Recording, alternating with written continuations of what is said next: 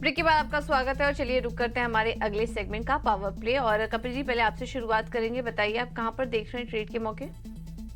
Basically मुझे यहाँ पे मीडिया स्टॉक्स में काफी अच्छा मोमेंटम देखने मिल रहा है। आज के दिन में मीडिया स्टॉक्स चल भी रहे हैं और टेक्निकली लो मींस लॉन्गर टाइम फ्रेम तो शॉर्टर टाइम फ्रेम एक बुलिश रिवर्सल के साइन मुझे देखने मिल रहे हैं। तो और मीडिया सेक्टर्स में सबसे ज्यादा अच्छा मूव या फिर टेक्निकल स्ट्रक्चर जिसका अच्छा बना हुआ है वो मुझे सन टीवी का लग रहा है। 782 के लेवल पे चल रहे हैं। काफी छोटा सा ही हम स्टॉप लॉस लेंगे क्योंकि ये बीटीएसटी का सेटअप होगा।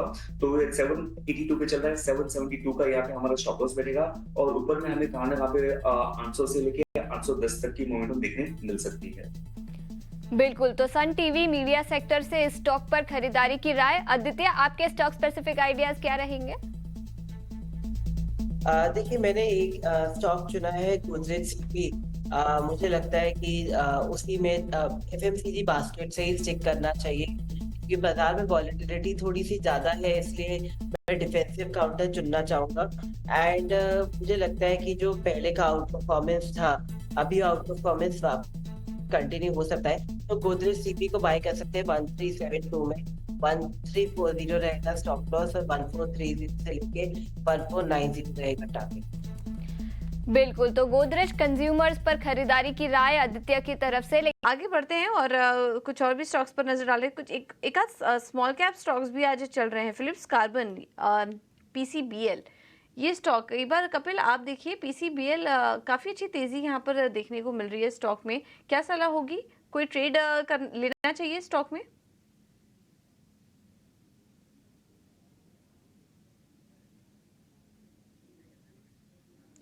कपिल, आप सुन पा रहे हैं हमें?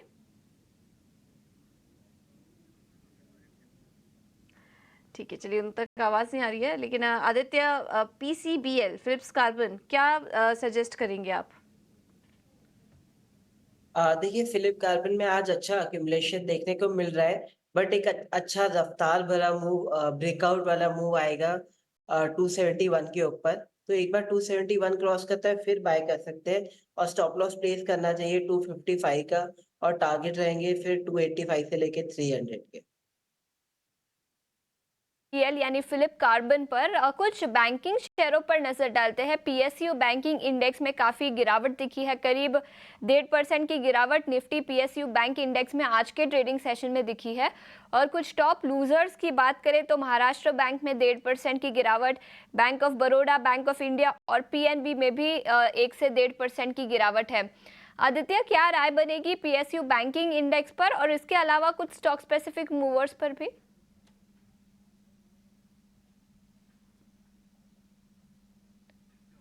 आदित्य, देखिए हाँ। देखिए निफ्टी पीएसयू बैंक में अच्छा रिबाउंड देखने को मिला 4 ऑफ जून के बाद। हमने लेवल देखे 6461, वहां से एक अच्छा बाउंस बैक आया और फिर लेवल आया 7500। अब 7500 एक इम्पोर्टेंट रेजिस्टेंस लेवल है निफ्टी पीएसयू बैंक का। और एक और ऑब्जर्वेशन ये है कि 4 जून के बाद जो पीएसयू बैंक या पीएसयू काउंटर्स है, वहां पे इतनी ज्यादा रफ्तार भरी तेजी देखने को नहीं मिल रही है जितनी बिफोर द इवेंट देखने को मिल रही है। तो थोड़ा अभी साइडलाइंस पे रहे क्योंकि मोटा-मोटा इंडेक्स जो है कंसोलिडेट कर रहा है। अगर आपको जल्दी से बाय करके जल्दी से बेचना है, मोमेंटम ट्रेड्स करने हैं, तो ब्रेकआउट का वेट करें जो आएगा 7600 के ऊपर। अभी चल रहा है 7395 निफ्टी पीएसयू इंडेक्स। तो अभी हाल फिलहाल वेट एंड वॉच करें, कोई खास ट्रेड नहीं है अभी तक। पीएसयू बैंकिंग इंडेक्स पर वेट एंड वॉच की सलाह, अभी कोई बड़ा ट्रेड नहीं लेना चाहिए। इस इसके अलावा एफएमसीजी सेक्टर में भी आज काफी एक्शन दिखा है। मैरिको की बात करें तो 2% की गिरावट मैरिको के शेयर पर दिखी है। एचयूएल और नेस्ले में भी 1 से 1.5% की गिरावट।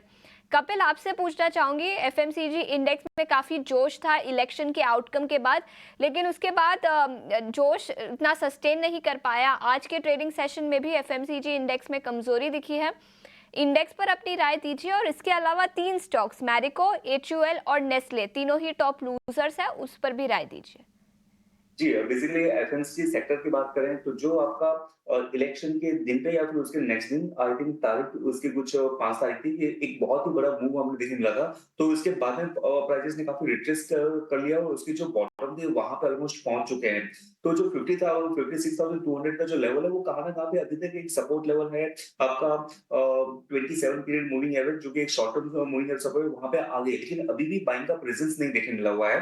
तो यहाँ पे एक वेट करना चाहिए कि अगर कुछ हमें एफएमसीजी सेक्टर में कुछ ट्रैक्शन देखने मिलता है, तो बाय की अपॉर्चुनिटी बन सकती है और 56,000 का लेवल अगर ब्रीच कर जाता है, तो फिर हमें 1,000 पॉइंट की और डिक्लाइनिंग मोमेंटम देखने मिल सकती है, जो कि अराउंड 55,000 हो सकती है। लेकिन 55,000 बहुत ही बढ़िया एफएमसीजी में री-एंटर करने के लिए एक हमें मौका मिलेगा और एफएमसीजी सेक्टर्स में अगर मैं स्टॉक स्पेसिफिक बात करता हूँ, तो रिलेटिव स्ट्रेंथ कंपैरेटिवली हमें इस टाइम पे इमामी लिमिटेड है, वहाँ पे हमें काफ़ी अच्छी देखने मिली हुई है और जो कि अभी के स्तर पे भी इमामी लिमिटेड एक लोअर रेंज के लोअर पार्ट में बना हुआ है। 700 का जो लेवल है वो पिछले 6 से 7 दिनों तक उसने होल्ड किया हुआ है और आज का भी बॉटम 700 के लेवल के यहाँ पे बना के 715 के लेवल पे ट्रेड कर रहा है। तो यहाँ पे अगर हमें ट्रेड करना होता है एफएमसीजी में, इमामी में, तो करंट लेवल पे ट्रेड कर सकते हैं। 698 का स्टॉप लॉस रहेगा और ऊपर में हमें 740 के टारगेट देखने मिल सकते हैं।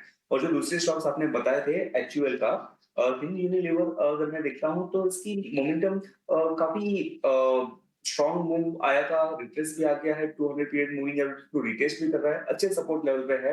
क्योंकि जैसे ही एफएमसीजी मूव करेगा वैसे वैसे ही हिंदुस्तान यूनिलीवर आईटीसी मूव करेंगे क्योंकि दोनों में हैवी वेट यहाँ पे ज्यादा है।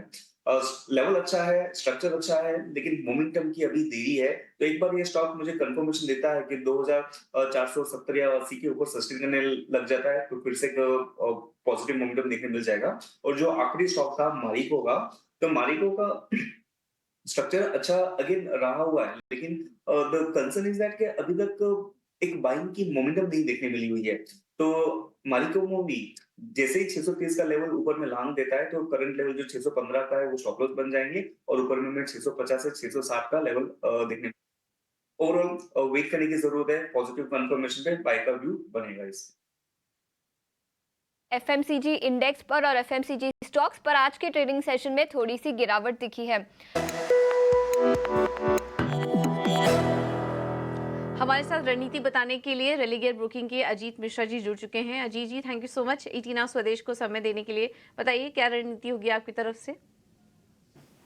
शुक्रिया पूजा। तो पूजा देखिए, जैसे भी आप दर्शकों को बता रही थी कि मार्केट में वॉलिटिलिटी के साथ साथ अब पॉजिटिव टोन दोबारा से मार्केट में दिख रहा है। मेरे हिसाब से आपको उन सेक्टर्स पे फोकस करना चाहिए जहां पे मूव अभी तक नहीं आया है। आईटी उनमें से एक है जहां पे कि फ्रेश बेच फॉर्मेशन हुआ है और उनमें भी आईटी मेजर इन्फोसिस, इसको आपको फोकस में रखना चाहिए। 1540 वाली कॉल जो कि करीब 12 से 14 रुपए के बीच में ट्रेड कर रही है, इसको आप लॉन्ग कर सकते हैं 5 रुपए के स्टॉप लॉस के साथ 30 रुपए तक के टारगेट के लिए। ठीक है, तो इन्फोसिस में आप खरीदारी करके चलिए। अब 1540 की कॉल ऑप्शन है, 12 से 14 रुपए के आसपास है और टारगेट और स्टॉप लॉस भी आपको बता दिया। 30 रुपए के टारगेट के लिए आप यहाँ पर तेजी करके चल सकते हैं। लेकिन ऑप्शन ट्रेडर्स को तो हम बार बार कह रहे हैं कि अगर आप ट्रेड कर रहे हैं तो स्टॉप लॉसेस का ध्यान जरूर रखें, क्योंकि बाजार वॉलेटाइल काफ़ी है। थैंक यू अजीत आपका ये रणनीति सुझाने के लिए।